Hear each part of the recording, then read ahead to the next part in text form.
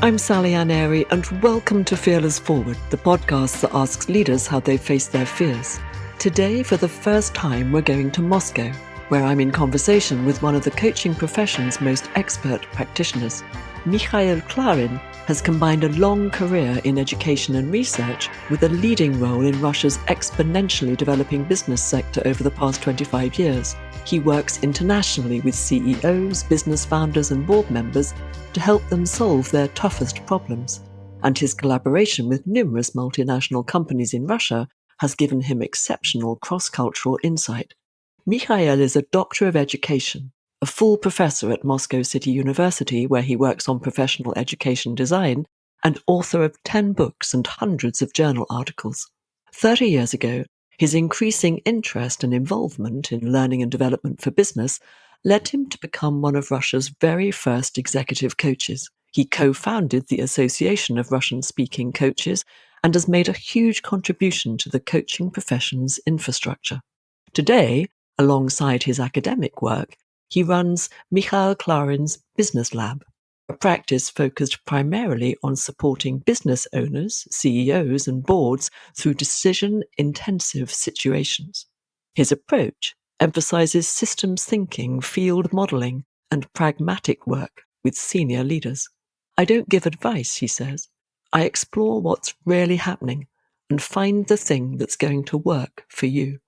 In our conversation, we talk about his experience of navigating uncertainty and the fears he's overcome to commit wholeheartedly to his current work. So, Mikhail, you've seen more change and uncertainty in your lifetime than almost anyone listening to this. So what in all of that has had the biggest impact on your life and work? Well, first and foremost, it's the fall of the Soviet Empire. Yeah. And so what happened then, and how did it impact you directly? Well, a number of things, both political and economic and social. Well, I would say that the thing that affected me most was the social economic change and the rise of what then was called a market economy. Okay. And at the time you were coaching, what were you doing in your life at that time? Well, coaching did not exist at that time. It was 91, and no coaching was around. No business consulting was around, no business training was around, because all those are phenomena of the market economy. Yes. I led the life of a researcher, I could say a scholar. It was a so-called cabinet research. It was a theoretical study, and I was quite prominent at that time. And well, with the change that came in 91, with the fall of the Soviet Union and coming of the market economy, so-called, the version that we had, well, everything changed, including everything changed for me. Yes. Can you describe a little bit what happened then for you, the choices that became available, the direction you decided to go in? Uh, yes, I was going on with my scholarly career. I had my second thesis. In this country, we have a double system like the Germans have, which is Doctor A and Doctor B, which is PhD, and advanced level PhD or post PhD. So I had it. But at the same time, I was very much interested in different sorts of things that came to Russia at that time. And those were psychotherapeutic training programs and T groups and management training. Everything flushed in suddenly. Yeah. I can imagine.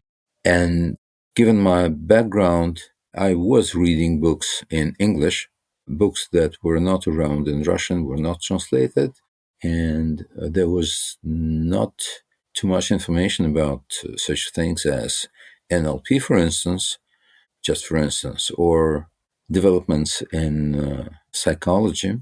I was very much interested in that. So I was absorbing that high speed, I would say. So I was going on with the wave that came, and I was developing with the market itself, I would say. So in mid 90s, I went to work for a international American-based company. Well, they came to Moscow and established here. So I started to work as a business trainer, management trainer, and I was developing myself as well. So I worked and was developing at the same time. And this was a very intensive growth. I can imagine. I mean, so much change. And how did you feel about it? That's a big question, I know, but just a sense of how that was for you. Well, I was enthusiastic. Hmm. Well, for me, this was a huge leap, a great opportunity to develop. Yes. I would not say that I had a clear goal or clear objective or clear vision of where I would develop or to what end point. No end point at that time, just growth, huge growth. Yes. So huge growth, opportunities streaming in. And a few years later, you move into, I suppose, a corporate setting, working for an international organization, global organization. What were you doing there? Uh, Well, so the first company I was working for was the Center for Business Skills Development here in Moscow. The thing was that working there, it was for 7 years, I immediately was immersed in a huge area that did not exist here before. So it was new not only for me, but for the whole society and for the whole market, if we speak market wise. So it was the realm of international, multinational companies, huge companies like Coke or Pepsi or British American Tobacco or whatever, just you name it. You name it. All companies were suddenly here in Russian market and everybody wanted the prevailing share of their segment. So they were very aggressive and high energy. So those were my first years of experience, and that was my first immediate experience with multinational companies, with the corporate sector. Mm, A bit later, I had experience with the NGO sector as well, but this was later. yes. So, what did you make of that? I mean, as you say, it was your first experience. Companies were flocking in, looking for the market share. You saw an opportunity and you went for it. But what did you make of all of that at the time, given how new it must have felt? Well, one of the feelings and attitudes I would say I had at the time was something that now is called an imposter syndrome, because this was an entirely new area for me and just a new world, absolutely new world. Mm, But I would not call it an imposter syndrome, and I don't like this idea and these words no, because it's the other side of growth. If you grow, that's it. There you are. yes. So at that time, I was not feeling like an imposter, but the feelings like that, dealing with something new, not knowing exactly what it is and or exactly how you should go about it. This is something that now is called an imposter syndrome. It's good marketing for those who do it and who make money on it. But for me, that's a bad cliche. Mm. I mean, you were in a period of growth, but was there ever any moment where you doubted yourself, that you doubted that you had a right to be there, that you had something extremely useful to offer, which you did, I imagine? Did you feel that sense of imposter, which is about not deserving a seat at the table? Did you ever feel that? Well, not exactly about not deserving something that I was getting, but rather being not sure. Mm. That that was, and sometime it still is there because I'm doing a number of new things. Okay. So always learning, always innovating, always creating. Learning is one thing, but doing, Mm. doing, then you take responsibility. Mm, that's very true. And you haven't stopped doing that. You know, here we are 30 years later, and it's never stopped, has it? That's my understanding, Mikhail, from when I knew you when we lived in Moscow all those years ago. And speaking to you now, you've never stopped learning. No. Well, I was one of the first people who introduced business and management training here in this country. Yes. I was doing it myself. I was practicing it. I wrote a book about it, one of the first in Russia by Russian authors that is not translated book. And then I was also among the first who later introduced coaching to the country and shaped the association, professional association of Russian speaking coaches. And later, I was one of very few people, just extremely few, who are doing an absolutely new type of work. I adapted Constellation work for business purposes, for the business area. And practically, I think I'm still nearly the only one who is doing that. Well, let's get into that because this is immensely interesting how you have taken constellation work, as you put it, and adapted it for business. Can you tell us more about that? Why did you consider it to be a good idea? What inspired you to do that? And how you've put it into practice? Well, I came to know this area of practice. Actually, this stemmed from therapeutic practice, family therapy, systemic family therapy. It was 25 years ago, or nearly 25 in 2004. And this looked like magic, really. It still does, even now. Still does? Okay. Uh huh. Well, just imagine several people in the room, or a number of people in the room, and somebody is telling their story, and then the facilitator takes several people who represent different significant others from the family system, including those who are not living anymore, including something quite abstract like the spirit of the family or destiny. Just imagine that, and those figures start to move and they start to talk, and they somehow they say things that were not told by the client who presented their story, but still, for some reason or for no reason at all, they know it. They say things that were relating people in the family to each other, something that was out of sight, something that was 20 or 50 or 100 years ago. It does look like magic, but when you check it, people see that it's real. So this kind of practice looked really fascinating. And I wanted to see if I can use it for business purposes. Yes. So this was brought here by people from Germany, Austria, and the Netherlands, and I learned from them. And then I was adapting what I learned to the business acumen, and then it turned out that it works fantastically well.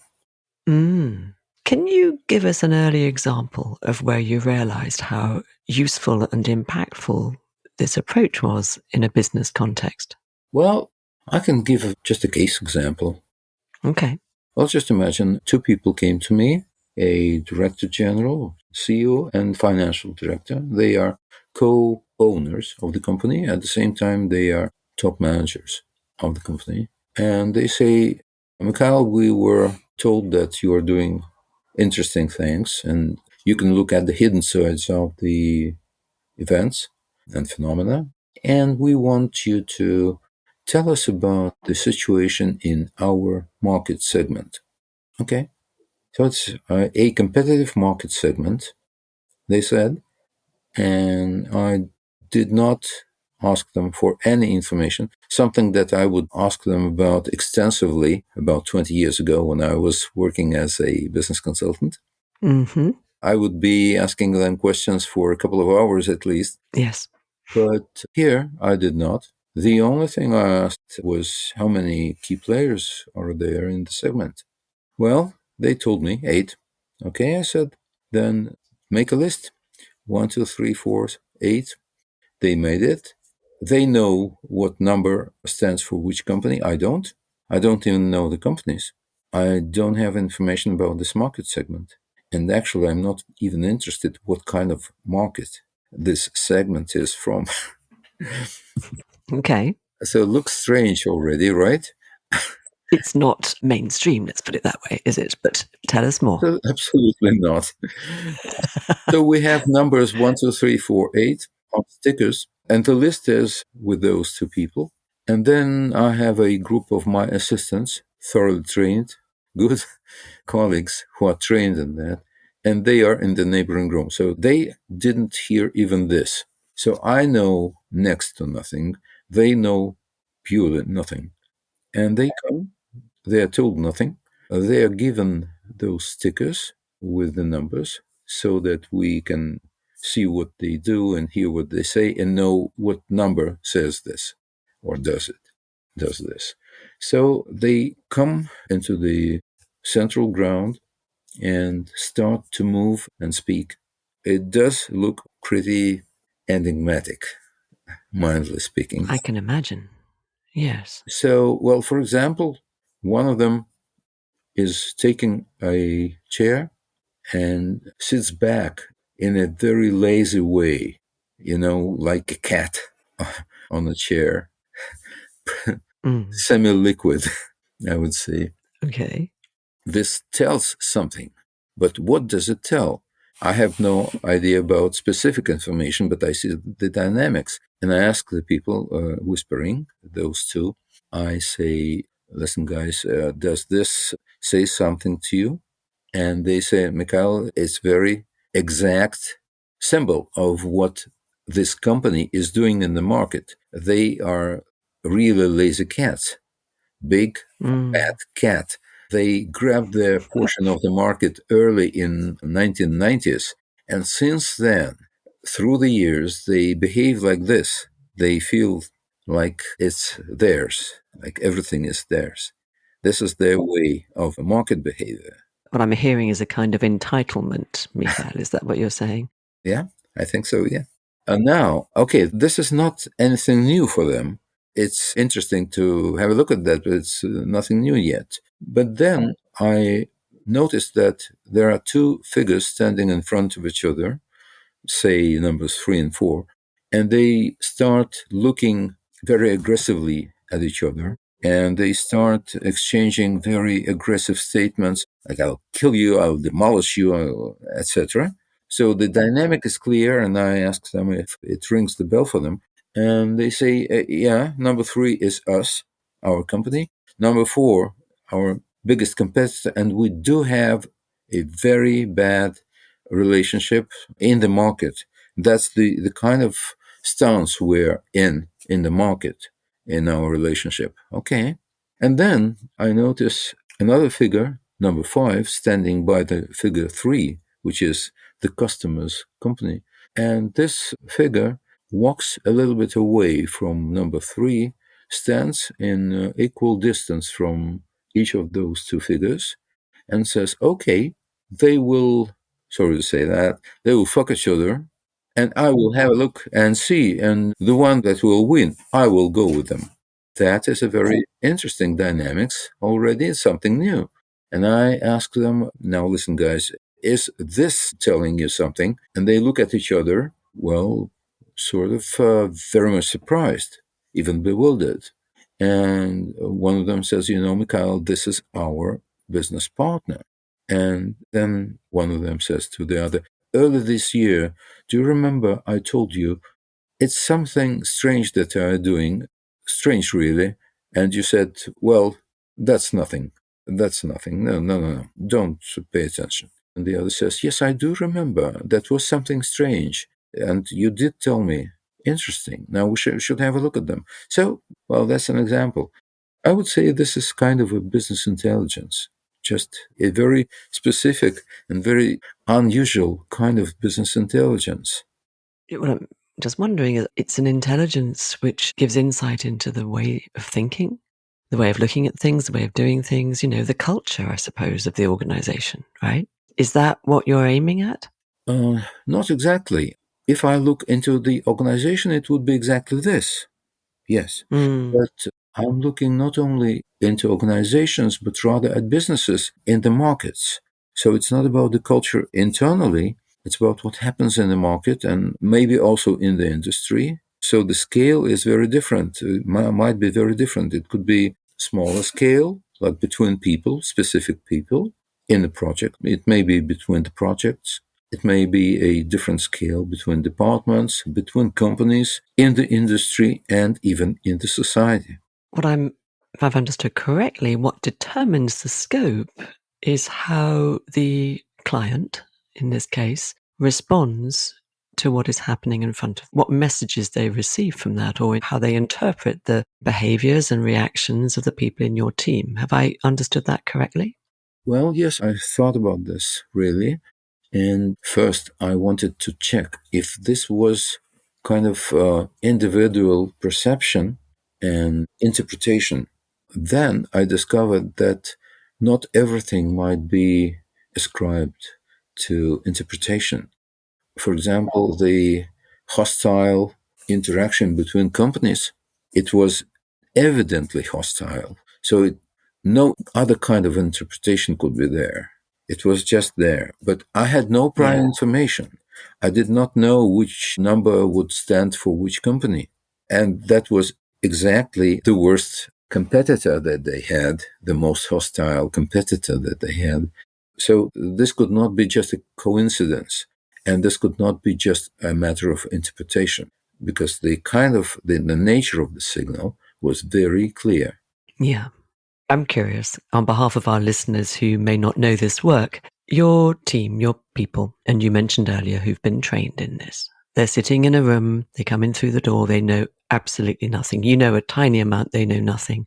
And they start to allow themselves, I suppose, to respond to what they're perceiving and act it out.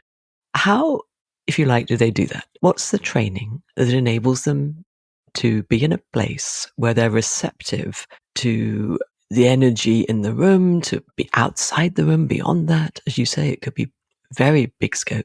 How do they do that? Well, that's a very good question. The way they perceive looks like as if it were a distributed neural network, but not AI network, but rather natural, human, human brain network. And they get signals, and we may call it an information field, or we may call it the knowing field, or we may call it noosphere or collective unconsciousness. Mm, yeah. We may call it different, or we may call it morphogenetic field. I give you the names that exist and the names that are being used in the systemic constellation work. But here, as my prior training, the initial training I had was in physics, I want clear signal. Yes. And whatever the nature of the signal, I do not want to have any interferences, including from my own self. That is why I do not want to know any specific details.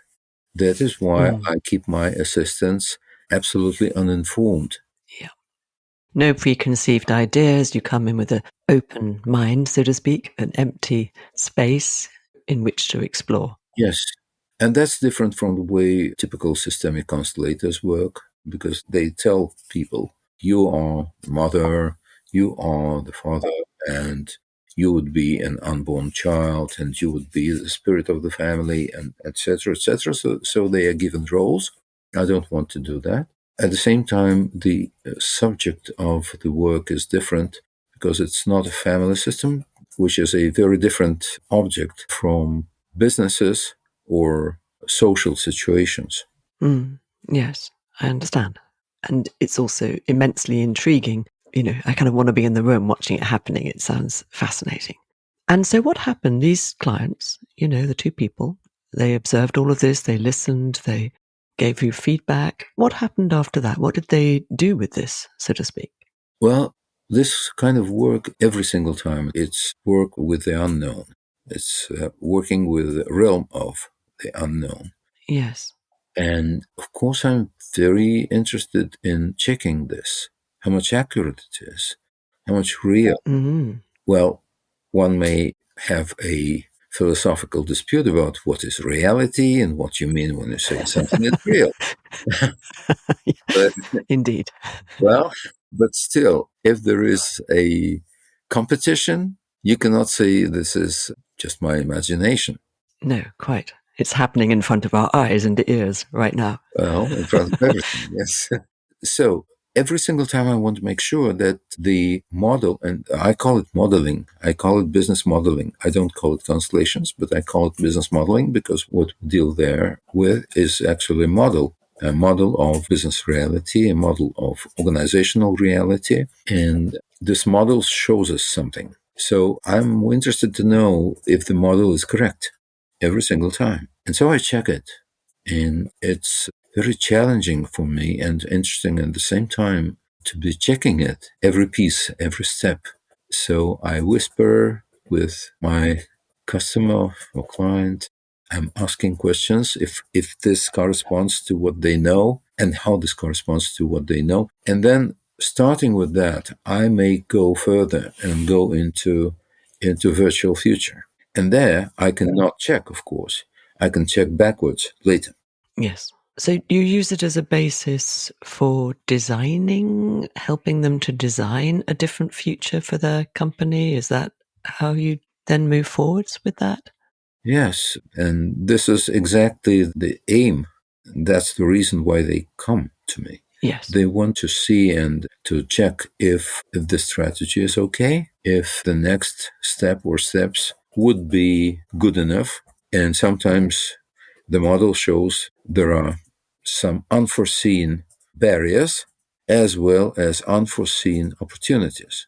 Wonderful. So, yes, that is exactly what people are coming for. So they might have had an idea or even done some work on their strategic direction, say for the next 5 years, whatever, and they come to you almost to make sure that there are aspects or that they're not missing anything, that they haven't got things they might be otherwise blind to make sure that when they then move forward with their strategy, they're not just doing it with their head, they're doing it in a far deeper way. This is taking the conceptual, isn't it, and the unknown and bringing it into some kind of, I don't know, factual reality. It's an integration of, I suppose, the unknown and the known. Is that an accurate interpretation? Yeah, correct. It's like this, really. And, I cannot go into the future as far as 5 years. By going into the future, I mean that the model shows exactly the story. It shows the dynamics. It shows the story, tells you the story. Wonderful. Yeah. For instance, project number 4 is collapsing down on the floor, symbolically representing the low potential of the project for the next year. Ah, how interesting. It's pretty rough. I would say this is a pretty rough description, but it happened like this, so it is nearly a quote. Yes, I work within 1 year's reach. I see. Gosh. Okay. So I do not reach out further. So I know, of course, that there are different methods of foresight, and still, I don't treat this as a foresight. Foresight for 5 or 15 or even 50 years is okay, but it's absolutely safe to predict something in 50 years Mm, because mm. you will, in 50 years, you would not have any responsibility for this. Quite, quite. Let's make wild generalizations about what might happen. Even for 10 years, Yeah, because yeah. Yeah, nobody that's would be true. around in their current Yeah, positions anymore. that's very true. This is much more pragmatic, isn't it? It's very, immediate. When I talked about the 5 year plan, I was thinking more of theirs. And then, they're coming to you, I suppose, and you're saying, well, look, if you want to move in this direction in the next year, here are the watchouts. This is what we're reading here. This is what we're seeing here. I guess that they're able to sense check whether the immediate steps that they might have considered are the right ones. And, in a year, we can live up to that, Yes. presumably, hopefully. You'd have to hope so. Yes. So I have had this experience, and people were and are coming back to me in half year, in 1 or 2 years, and I have confirmations. Fantastic. And people say, yes, this was a right decision. Number one, this was a right decision. Number two, the line of events was really this, like in the model back there. So you've got proof of, I'm going to say proof of concept. It's more than that, isn't it? But you've got proof that what happened in the room, That's a proof for me. it's validated. I would say it's about 85 to 90%, but this is bad statistics, not pure statistics, because I don't have hundreds and hundreds. I have scores, not hundreds and hundreds of cases. And all of them are very different. They have different nature. One is family business, another is a startup project, yet another is a company, another is a holding company. And well, I'm saying about typical entities I'm working with, or yet another is a private, absolutely private situation, somewhat semi business. Another is a career track and career decision. So even those scores are of different nature. So it's not that easy to have a correct statistics in the correct sense of the word. I understand. So when I say 85 to 90%, it's not measurement. It's like more intuitive statistics. I come from the field of physics and math. So I have to be careful about what I It's say. important. Yes. But I'm doing things that are beyond that, you know. Well, you are, Mikhail. You've stepped out of what might have previously been a comfort zone, I suppose, an area of comfort, an area of deep knowledge and expertise, and you've moved considerably in some respects outside of that. And this is groundbreaking work, isn't it? What are you doing with these case studies that you're accumulating, the scores that you now have across many different sectors? Are we going to see this in a book, in a paper? What do you want to do with this? Well, number one, I have written a book 4 years ago, and it was published by one of key business books publishers here in Russia. What's the name of it? Has it been translated, Mikhail? Or? No, it hasn't. The title is A Rendezvous with the Boss. Oh, fantastic. And there are cases, but it's not a consultant's book. Like, case number one, there was a problem. They came to me and then it was all right. Then it was problem number two, and they came to me and that was much better. Then there was company number three, and again, and so on. But rather, the book, it's a business fiction. I could not write directly about the situations and people and companies, but I wrote about people integrating several cases into one story, then several cases into another story. So these are stories. So this is a business fiction. The real business cases stand behind that, but not one to one. So this business fiction book was shortlisted by PricewaterhouseCoopers rating of business books by a Russian author. This is not translated book. Congratulations. That's marvelous. So my key answer to your question is that I've written a book. And as for another kind of work, a study or research work, I want to do this, I can tell you. If interested, I can tell you. Mm-hmm. Well, what I'm curious about is how far reaching this work, might possibly be. So I'm curious about its application. You've been doing this work now for some time. You've validated it. You've written a book about it. What would you like to see? How far would you wish this to go? Do you have any ambitions about spreading this approach more widely? What are your thoughts around that, Mikhail? And tell us a bit about that. Well, that's a question for me as well. One option is doing research, which is lab research, equipment type, equipment based research, studying the brain phenomena related to this work, because it's obvious that it is brain phenomena that stand behind this work. It's one thing. Okay. I am in the process of initiating a lab based study of this work. Not a very easy thing, because there is no clear field of science which would study that, and the phenomenon itself is too strange. Well, it's one thing, but still, I am initiating this, but it's kind of a sideways thing. Another is something that you mentioned, and this is about spreading this kind of practice, developing it further, and maybe multiplying. But here, I'm thinking about it, but I haven't started it yet. I would say, in market terms, the demand is not very high for this, partly because it's not widely known. This kind of practice is not widely known. And of course, the other is high level of skepticism. Mm. So I remember your phrase of fearless forward. I was going to ask you about that. Yes. Yeah, so I have to deal with some Mm, kind of fear, right? Or mm, uneasiness. Not a physical one, not the butterflies in the stomach, but rather a mental one, okay. like uneasiness. Yes. So no, not yet, not any courses on that. And it's a very delicate area, actually. I understand that. It's highly unconventional, not at all mainstream, and difficult for you. Yes. And I experimented with art objects, and I wanted to see if they have kind of a field or energy or some influence that could be sensed by my assistants. So I experimented with that, confirmed. And then I made earlier this year, I did what I called a business art performance. So it was a performance.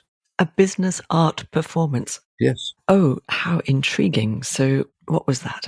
In Moscow, there is a museum, a private museum of nonconformist art. The paintings there date back to 1970s, underground Soviet art, and 1970s, 80s, 90s, well, up to 2010s. So scores of paintings there and some sculptures. We gathered a number of guests there, and I took one of the paintings off the wall with the permission of the museum, of course. And I showed it to the audience, and then the painting was hidden afterwards. And then my assistants came. They did not see it, they knew nothing, and they started to move and speak, symbolically representing this painting. And this was a very fascinating and spectacular event. Sounds intriguing. Then there was a life situation again, something like I told you before. So the idea was that reality, the reality we live in, is much more sophisticated and multifaceted than we may think. And using these special methods, we can see what we could not see before and feel and hear. Mikhail, this is so interesting. And I'm also wondering if I can bring it back to you, thinking of you as a scholar, a deep researcher, a physicist, mathematician, whose at least early life was founded in science and fact. And I guess what I'm hearing is that at some point, well, I'm wondering, did you start to question whether that was it? And was there a sort of a deeper curiosity to find out what else there was in this world, in this life, that we don't see, that isn't available to our senses in the immediate way of doing things as we, in our normal lives? There must have been a point, was there, in which you decided to explore, well, the unknown. When I was starting to explore this was a matter of curiosity, number one, of course. Mm, yes. But at the same time, there was a pragmatic interest as well, because pragmatically, I could see that, and I did see that it was possible to develop a method of knowing what was not exactly given, something that is hidden or something that is implicit, and you can bring it to the surface, unveil, and unveiling the unknown that is not situationally unknown because they don't tell you, but something that is unknown because it is not yet there. Unveiling this kind of the unknown was very much intriguing and appealing and attractive for me. Yes, I can imagine. And it still is. It still is. It's never ending, I imagine. So, in all of that, if I may step back to where we started this conversation, the breakup of the Soviet Union, where your life changed, opportunities emerged that had previously not been available to you, all of that journey of the last 30 plus years, can you identify through that journey moments where you were afraid, where you experienced fear, needed to move through it? I can imagine there might have been many, but perhaps not. But I'm curious in all of the change that you've experienced. I would say that what we call fear had many different aspects or phases for me. Mm. Well, one was fear of uncertainty when I was entering an absolutely new field. That is, all my previous life before the mid 90s, I was working in one and the same place Yes. in a research institute. And I was doing my PhD, then I was doing my second level PhD. I was writing articles, I was writing monographs. I wrote articles for the encyclopedia, which actually I go on doing, all of them, articles and etc. In parallel. Yeah, but that was my only occupation at that time. Now, I quit the institute and I went to work for a multinational company, and I entered an absolutely new world of the markets and the competition and services, the words that were not there in the Soviet Union. You did not have the word market except for the flea market or what kind of physical market, Yes. but not in the way it is the economics or in business. We had no word for business except for like Western countries do have businesses like that, but not around. So no business, no market, no market economy, no competition, etc. No service was something like a foreign word. But then it was in mid 90s for me. This was entering an absolutely new world with new words. Okay, okay, new concepts, new words, new practices, and I entered it not as an observer but as an actor. Indeed. You were doing it. This was interesting and frightening at the same time. Of course. So the balance, I suppose, the kind of combination, alignment of excitement and fear, trepidation must have been both. Well, yes. So this was one phase of fear that I had. Mm. Another was uneasiness when I was trying to explain what I was doing at the time to my parents. They were Yeah. absolutely worried for me, and I Mm. I could not really explain. That is not because I lack the power of explanation, but they were absolutely unacquainted with the concepts or practices. Yeah. They never experienced anything like that in their lives, and they're very much worried that I'm working in a foreign company, and there was huge fear of everything foreign in the Soviet Union, and for good reasons actually. With people from abroad, you for sure, yeah, not you could, but you would definitely be under close attention of the KGB and further on and further on. And before, you could just get to jail a bit before. So I was having a hard time telling them in the first place and then explaining them in the second place what I was doing. And over time, did they come round to it and feel less fearful as they saw that perhaps their worst fears wouldn't necessarily be realized? Did that change for them? Well, I would say no, no. Mm. Okay. To the very end, no. It was something strange for them, something outside of their scope, something beyond them. I understand. That must have been hard for you, was it? Well, there was a strain, definitely. And, well, I had to deal with that.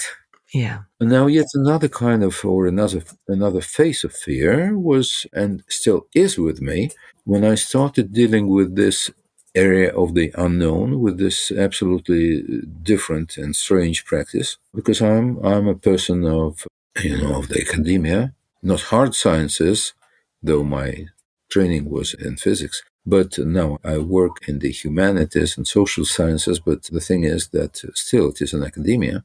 And this kind of work that I described is beyond that as well, Yes, indeed. even beyond the realm of the social sciences and humanities. So I really had some fear of making this visible. Yes. Did you feel that your reputation would in some way be undermined by this? People wouldn't take you seriously anymore? I mean, did some of your colleagues sort of challenge the work that you were doing? Is that what you experienced? Exactly. Mm. So you pursued it. You didn't allow the fear of all of that to stop you? No, I didn't. You continued. I did pursue this, but I'm telling you that this is yet another phase of fear that I had. It was uneasiness. Yes. It's not physical fear again. This is kind of mental, but yeah, I did have this uneasiness, and I think I have overcome or am overcoming it because it's still there. It's with me. I realize it sounds and looks strange. People do look at me, well, I would say in surprise. Okay. So can you see a future in which this is somehow normalized? So you gather enough evidence, enough proof to demonstrate. Well, I would not see this as enough for those who have skepticism, because what would be enough would be very definite data from research and studies, Yeah. and I do not know how much time would be needed for that. Yes, quite. All right. So, Mikhail, given where you are now in your life, you're continuing to work.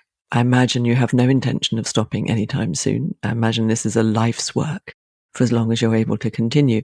So, when you look at the future, given where you are now and everything that you've experienced, what does fearless forward mean to you? Well, I look at it pragmatically, that is, not as a general or abstract idea, but rather something that is embedded in real life situations. One kind of fearless forward, then, for me, would be going on with initiating research, lab research, equipment based research on this. And this already is a challenge, really. So I do have to be fearless here. Yes. I have started this already, but going on, I need to be fearless further and further. Mm, Another kind of fearless forward is developing this practice in the business area and in different segments of the market with startups, with businesses, because now there is the word of mouth kind of propaganda. There's no advertising. Well, very little PR on my side, but word of mouth. And this is slow. This is slow progress. So fearless forward in this area for me would be more visibility, more intended visibility. Well, and might be that the same could be in art. Actually, this year I fearlessly uh, went to one theater in Moscow and suggested to do this kind of theater work, a special kind of theater, a documentary kind of theater, live theater. No play, no roles, but rather taking people's stories just from here and now. yes. Like sort of improvised theatre in that sense, right? Yes, I can improvise theater and turning stories into kind of mysteries. So that was my intention, and they refused though. But then I'm thinking of fearlessly going to yet another theater. I'm looking for this. Yeah. Why not? So I've listed several areas of this fearless forward. But every single Mm. time, I would not take it for granted that there's no fear. There would be. Always. You're listening, you're noticing the uneasiness and doing it anyway because your need to progress this, your need to continue to explore it is greater than your fear. Yeah. I would say that it's in the life of every single person. That is, if you are doing something that is not exactly a repetition of what you did before, if there is a step forward or a leap forward, so if you're taking a leap, then it would be only natural to have some fear. Indeed. So if you want to move forward, Yes. Indeed. If you want to move forward, you take the leap. Mikhail Klarin, thank you so much for this conversation. thank you, Sally. To Mikhail, the chaos of 1990s Russia was both frightening and intriguing. From a closed Soviet system with no business, no market, no services, to a whole new world of commerce, risk, opportunity, and different ways of looking at things. He responded not as an observer, but as a seasoned actor in a new role. He was engaging in something he'd never done, in a world he didn't yet know, but with a commitment to grow. He led the way into the unknown, both then and now. Today, through his Constellation work, Mikhail takes business leaders on an apparently magical journey through the information field and into the hidden dynamics that shape business relationships. This may be unconventional, but his approach is grounded in reality. The physicist in him is always checking, is the model useful? Does it match what my clients know? Does it hold up a year later? And yes, along the way there may have been disappointments, uneasiness, and moments of self-doubt. But when you step out of the safety of your known reality into the unknown, not everyone will have the courage to come with you. Then, says Mikhail, it's better to treat those fears as data and not as a verdict. Thank you for listening. Fearless Forward is edited and produced by Mark Steppen. I'll be back with you in 2 weeks for our next conversation about how leaders have faced their fears. To be sure of catching it, go to fearlessforward.org or subscribe to my weekly bulletin at skillfulleaders.com.